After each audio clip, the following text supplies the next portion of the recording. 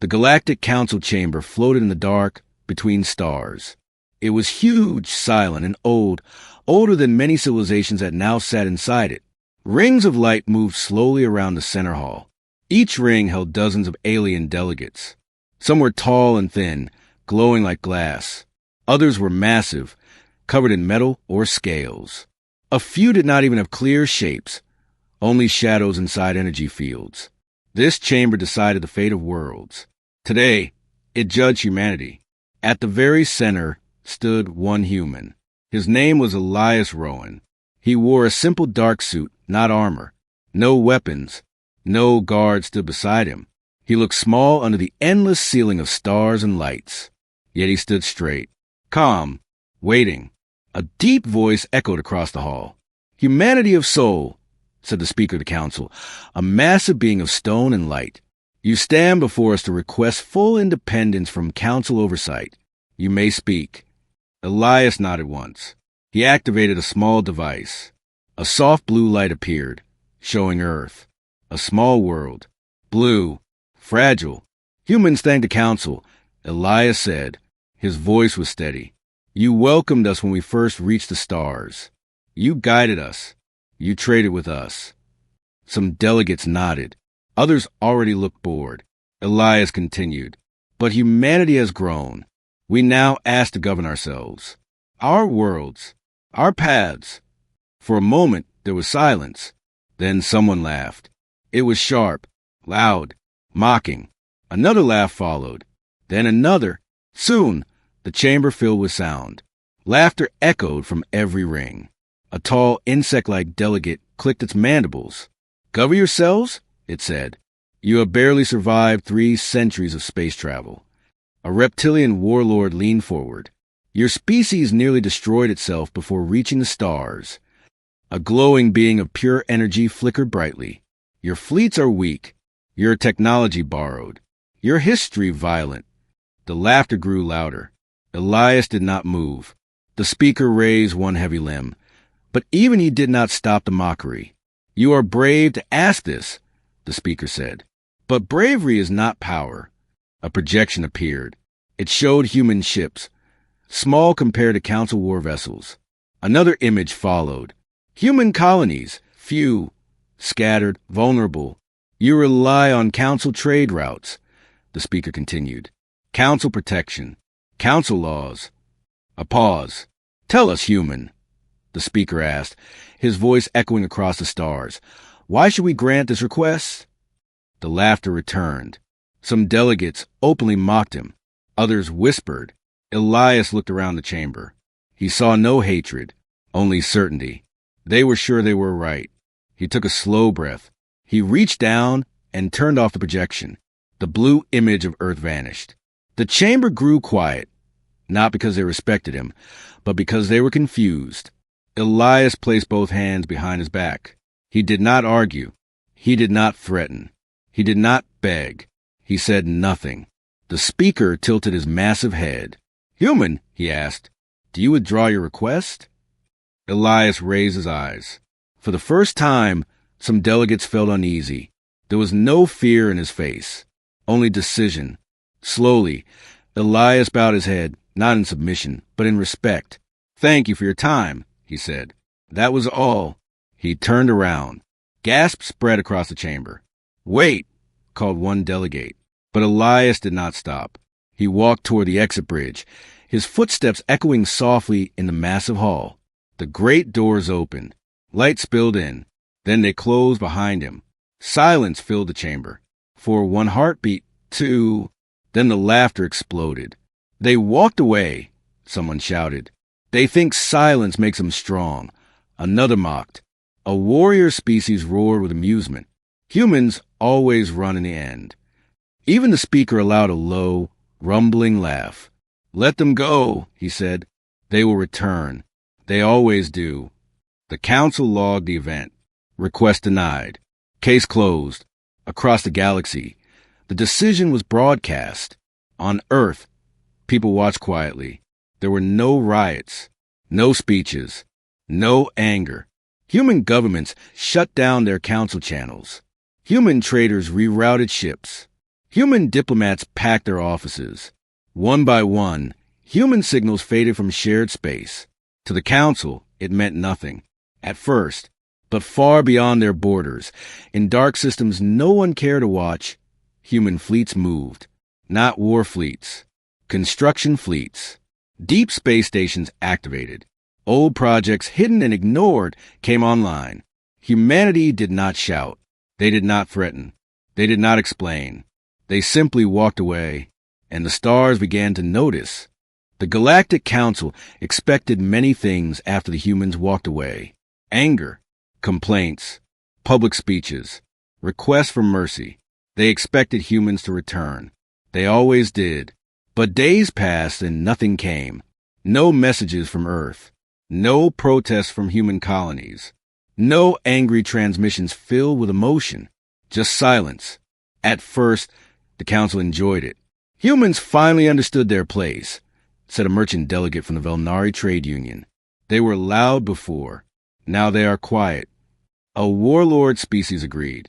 Silence is surrender. The speaker did not answer.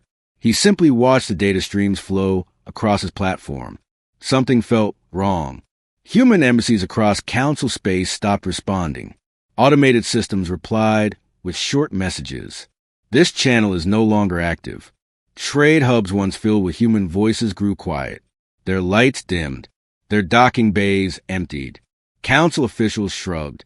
Let them struggle, one said. They will come back when they need us. But the silence did not break. Weeks passed. Human ships stopped using Council control hyperlanes. Navigation maps updated themselves. Entire human routes vanished. No alerts were sent. No warnings given. It was as if humanity had learned how to disappear. A junior analyst from a small aquatic species noticed something strange.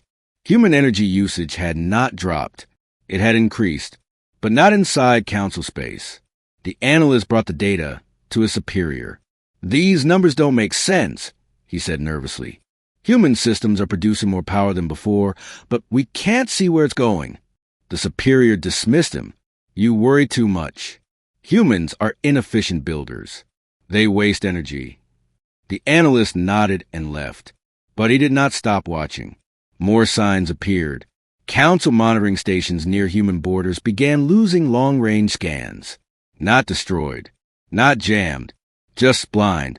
Censored data returned empty. No ships, no signals, no background noise. Space itself felt quiet, too quiet. Some younger species began to worry. A diplomat from the Lethari Collective spoke during a minor council session. We should request a status update from humanity. Laughter followed. They walked away. A military delegate said, let them stay gone. Still, a formal message was sent. It returned unanswered. That was new. No species had ever ignored a council inquiry.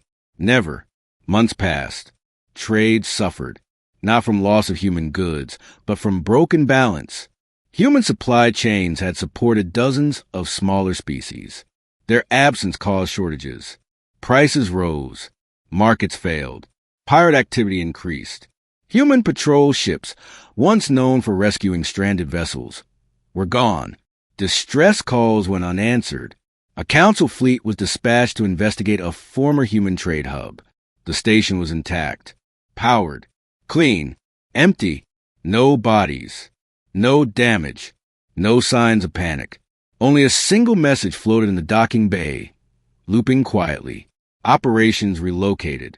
That was all. The fleet commander felt a chill. He ordered a full scan. The station's data core had been wiped clean perfectly, not destroyed, removed. The commander reported back to the council. This is planned, he said. This is not retreat. The speaker listened. For the first time since the humans left, the council chamber was quiet. Meanwhile, far from council eyes, humanity worked. Human leaders did not hold public celebrations. They did not declare victory. They met in silence. Old programs were reactivated. Projects once considered too slow, too costly, or too patient were approved. Humans built in places no one wanted.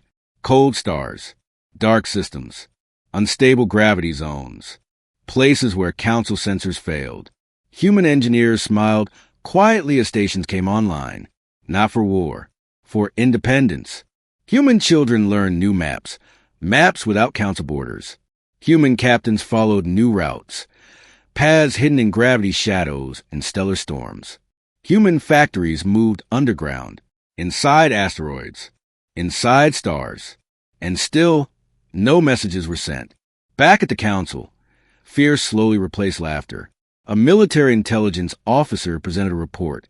Human fleet numbers are unknown, she said. They have stopped reporting ship movements. Their signatures are masked.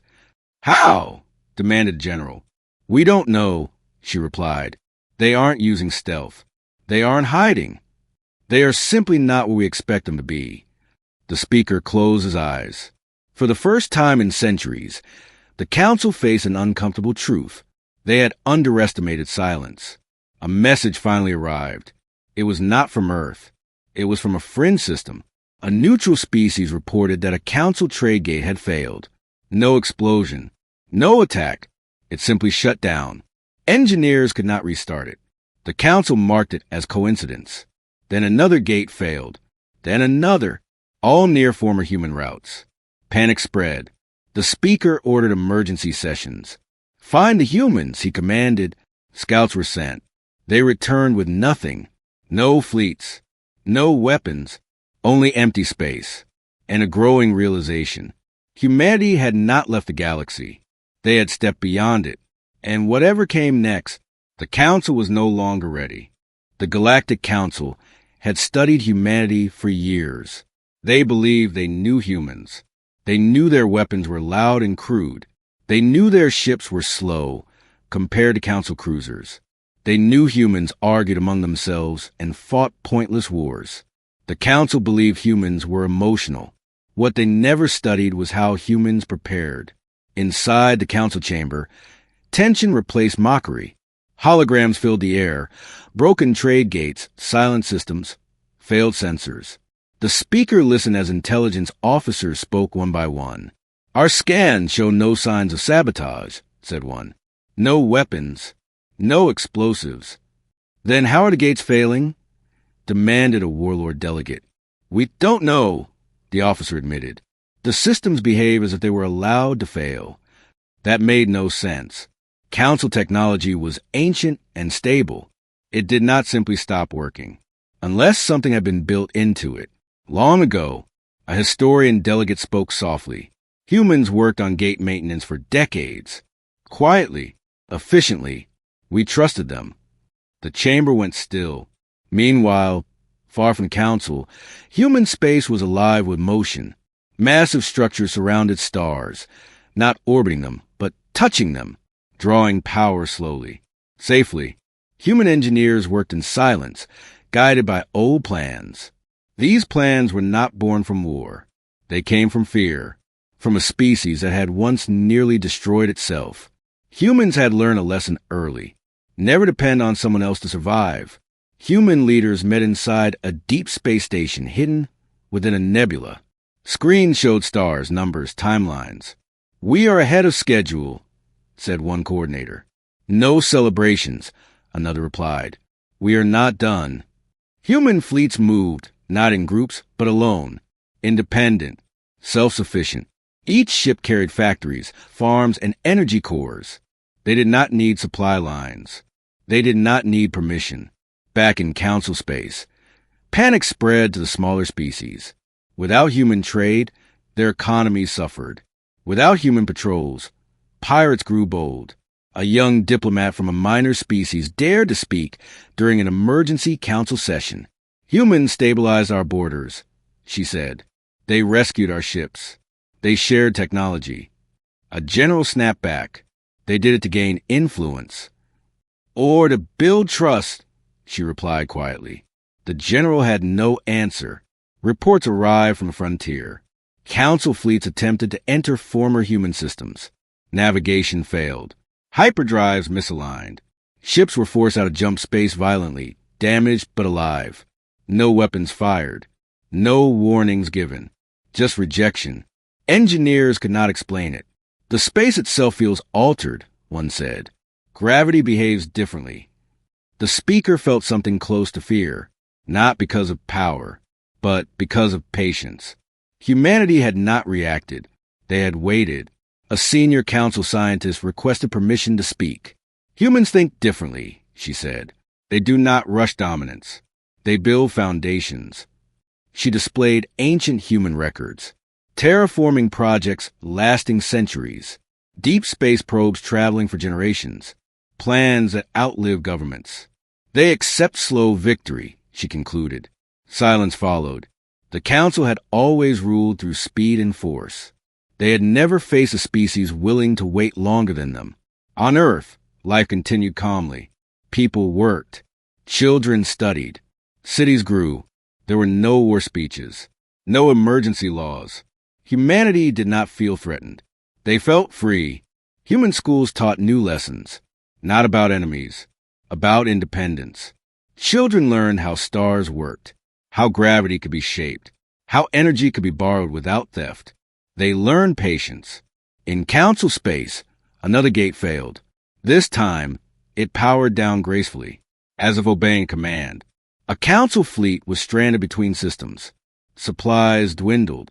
Before panic set in, a human ship appeared. Small, unarmed. It sent one message. This route is no longer supported. Then it left. The fleet survived, but the message spread like fire. Humans were not attacking. They were restructuring the galaxy. Without asking, the speaker ordered a full review of all systems humans had ever touched. The list was long. Too long. Why did we see this? Asked the delegate.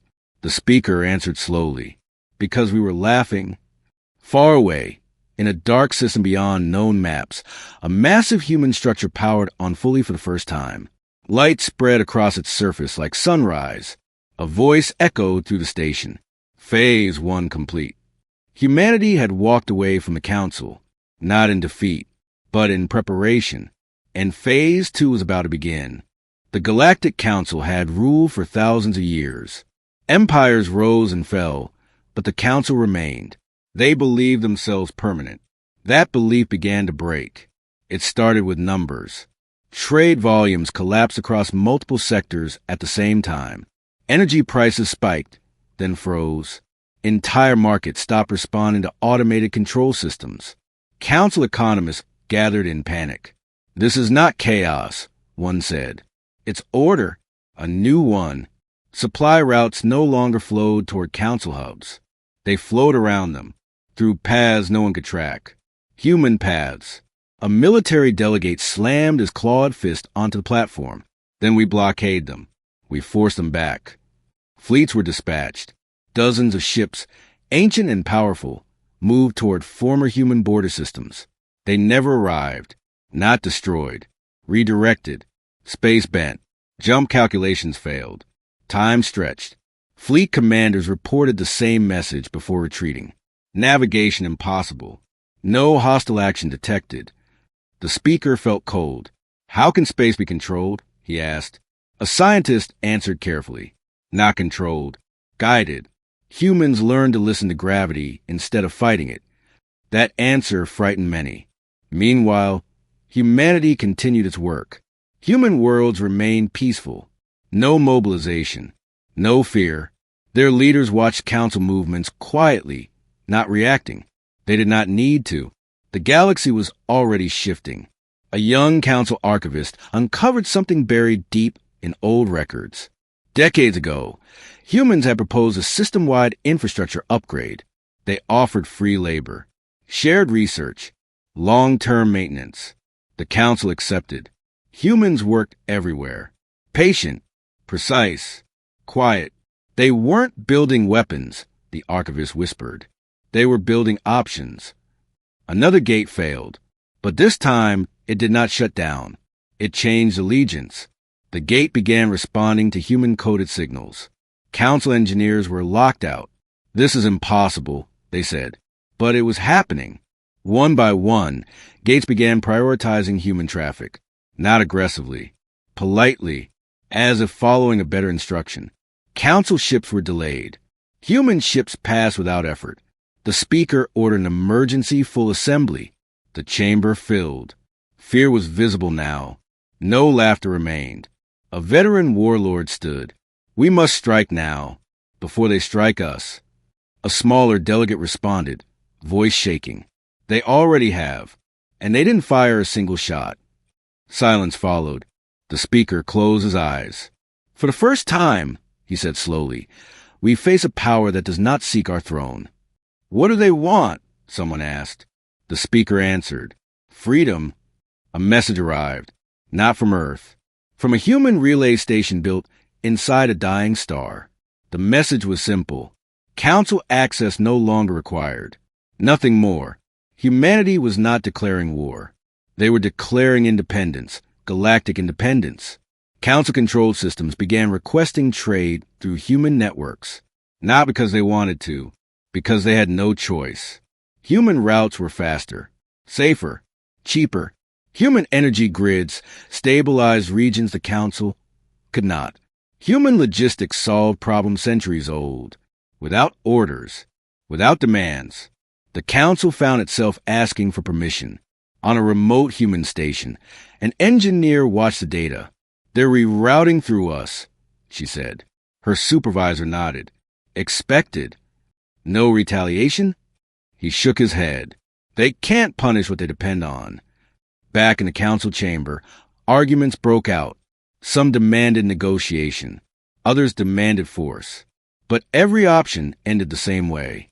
Humanity could not be isolated. They were everywhere. And nowhere. A council fleet attempted to seize a human relay station. As ships approached, their systems powered down safely. Life support remained. Weapons locked. No damage. A calm human voice transmitted. "This station does not recognize council authority." The fleet withdrew. Humiliated, the speaker watched the feed. "We taught them law," he said quietly. "They learned it better than us." The realization spread. Humanity had not challenged the council's strength. They had replaced its purpose. The council ruled through command. Humans ruled through reliability. One small species officially moved its trade allegiance to human networks. Then another, then dozens. The council did nothing. They could do nothing. Humanity had walked away, and the galaxy followed. Far beyond known space, the massive human structure activated its second phase. Systems aligned. Networks connected. A signal pulsed outward, not a weapon, not a threat. An invitation. The age of the council was ending, not with fire, but with silence. And humanity stood at the center of what came next. The Galactic Council chamber filled again after many years, but it no longer felt the same. The lights were dimmer. The rings moved slower. The voices were careful. Once, this hall had echoed with laughter. Now, it carried only tension. Delegates arrived early. Not to mock, not to boast, to wait. A message had spread across the galaxy only days earlier. Humanity will address the council. No demands, no threats, no explanations, just one sentence. The speaker stood at the center platform, heavier than before, not in body, but in thought. "They are coming," he said quietly. The great doors opened. A single human walked in. No guards, no armor, no weapons. It was Elias Rowan, older now. Lines marked his face. His hair showed gray, but his eyes were the same. Calm, steady, unimpressed. A soft murmur spread through the chamber. Elias walked to the center. He did not bow. He did not look small anymore. The galaxy had changed around him. The speaker spoke first. "Humanity of soul," he said, "you have returned." "Yes," Elias replied. His voice carried easily. "We were invited." Some delegates shifted uncomfortably. "By whom?" asked the warlord. Elias looked at him. "By the galaxy." Silence followed. The speaker gestured. "Speak. Why have you destabilized council space?" Elias tilted his head slightly. "We didn't," he said. "We stabilized what was neglected." Anger rose. "You took control of trade gates. We maintained systems you stopped caring about. You redirected energy grids. We prevented collapse." The accusations fell apart as fast as they rose, because every system humanity touched was now stronger, safer, more reliable. A small delegate stood. Our people survived because of human networks. Another followed. Our trade recovered through human routes. A third whispered, You rescued us without asking. The speaker raised his hand. Why return now? He asked. Elias folded his hands behind his back. Because silence has done its work. A hologram appeared, not of fleets, not of weapons, of connections. Human trade networks stretched across the galaxy like veins of light. Worlds pulsed gently. Systems stabilized. The Council's networks looked thin in comparison. You see control, Elias said. We see responsibility. A general snarled. You undermined us. Elias nodded once. Yes. Gasp spread. We undermined a system that ruled by fear collapse, he continued. We replaced it with one that prevents collapse. The speaker stared at the projection. You never asked permission. Elias met his gaze. We learned from you. That struck deeper than any insult. A long pause followed. Then the speaker spoke the words no one expected. What do you want? The chamber froze. Elias did not answer immediately. He looked around at the many species, the frightened ones, the hopeful ones. We want nothing from the Council, he said finally. Shock rippled outward. We are not here to rule, Elias continued. We are not here to destroy what you built. Then why come? Demanded the warlord. Elias raised his eyes. To walk away together. Confusion spread. The Council can remain, Elias said, as a voice, not a leash. We offer open access, shared systems, no control. A delegate whispered, and if we refuse? Elias smiled gently. Then nothing changes. For us, that was the moment they understood. Humanity did not need agreement. The Council needed humanity. The speaker lowered his head. For the first time, he said slowly, the Council stand before a species that does not fear us. Elias corrected him. We respect history, but we do not depend on it. One by one, delegates activated private channels. Votes were cast. All across the chamber, lights shifted. The decision passed. Council authority would no longer be absolute. Human networks would operate independently. The galaxy would choose freely. The speaker looked up. The age of command is over, he said. Elias nodded. Then our work here is done. He turned. Once again, he walked toward the exit. This time, no one laughed. Some stood. Some bowed. Some simply watched in silence. As the doors closed behind him, a realization spread across the chamber. Humanity had not returned for revenge. They returned to close a chapter and open a future. Far from the Council, human systems adjusted quietly. No celebrations, no monuments, just work. The galaxy did not fall. It flowed, and humanity walked forward, not as rulers, not as conquerors, but as the ones who had learned when to speak and when to walk away. The galaxy did not change overnight. There was no great collapse, no burning fleets, no final battle written into history.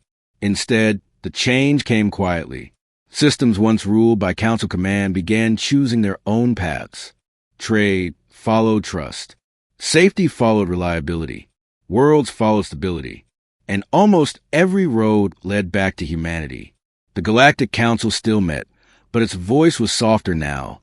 It advised instead of commanded. It listened more than it spoke. Many delegates struggled with this. They had ruled for so long that freedom felt dangerous. But the galaxy did not fall apart. It grew stronger. Human networks expanded slowly, not aggressively, always carefully. They did not replace local cultures. They supported them. Human engineers taught others how to build. Human doctors shared methods freely. Human navigators opened safe paths to the darkest regions. They never demanded loyalty. They only offered help. That made them impossible to resist. Years passed. New species reached the stars. They did not first meet the Council. They met humans. And they asked questions. Who rules this galaxy? they asked. Humans always gave the same answer. No one. The question confused many, but it also comforted them. Elias Rowan watched these changes from a quiet station orbiting a blue star. He was older now, his role smaller. That was how he liked it. Humanity no longer needed symbols. They had become something more difficult to fight. A standard. One day, a message arrived from the council. The speaker requested a private meeting. Elias agreed. The speaker appeared older too. His stone-like form showed cracks from age and stress. "We were wrong," the speaker said. Elias nodded. "Yes. You could have destroyed us," the speaker continued. "You didn't." "We didn't need to," Elias replied. The speaker looked down. "We thought power came from control. And we learned," Elias said gently, "that power comes from walking away from what no longer works." The speaker was silent for a long time. Then he asked, "We're humans, really?" Elias thought. "We are survivors," he said. "We learned early that shouting invites fear. Silence invites attention." The meeting ended without ceremony. Outside, the galaxy continued its quiet movement, not toward war, toward balance. Human children grew up hearing stories of the council, not as villains, but as a warning, a reminder of what happens when certainty replaces curiosity. Human history lessons focused on one moment, not a battle, not a victory, but a walk. The day humanity left a room full of laughter. That lesson stayed. Decades later, a threat appeared beyond the rim, an ancient force moving slowly toward known space. Panic spread among older powers. Fleets mobilized. Weapons powered up. They turned to humanity. Human leaders did not panic. They studied. They waited. They prepared. When the threat arrived, it found not a wall of guns, but a united galaxy, shared networks, coordinated defenses, species working together. The threat withdrew, confused, outmatched not by firepower, but by cooperation. That moment sealed it. The galaxy understood what humans truly were, not warriors, not rulers, but architects, builders of systems that made war unnecessary. The Galactic Council recorded its final official statement centuries later. It read, "Humanity did not conquer the stars. They taught the stars how to live without conquest." Elias Rowan passed away quietly on Earth. No monuments were built, no statues raised. That too was intentional. Humanity did not need heroes carved in stone. They had an idea carved into the galaxy. That laughter does not last. That silence can be louder than war. That walking away can change everything. And whenever a species stood before a powerful room, mocked and dismissed, they remembered the humans. They remembered the day the council laughed, and the day humanity said nothing and walked away.